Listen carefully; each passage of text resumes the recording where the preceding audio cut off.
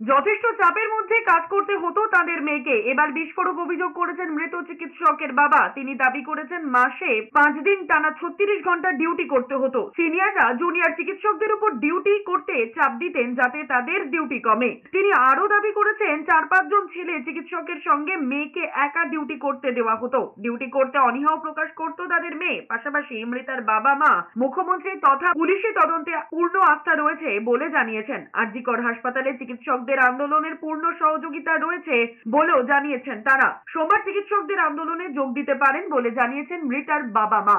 ছেলে এখন ডিউটি করছে, আজকে অনেক ডিউটি করছে এবং 4 জন ছেলে আজকে ডিউটি এটা সবসময় করছে। জানার মতন ব্যাপার ব্যবস্থা ওখানে 5 দিন করে মাসে আর এরকম যেন তারা যা সত্যি ওনার উপর আস্থা যেন ভরসা আমাদের আছে প্রথম থেকেই, এবং আমাদের রাজ্যের মুখ্যমন্ত্রী শ্রী মমতা ব্যানার্জির উপরও আমাদের এবং ছাত্রছাত্রীদের সঙ্গে আমরা আন্দোলনের সঙ্গে আমরা আছি।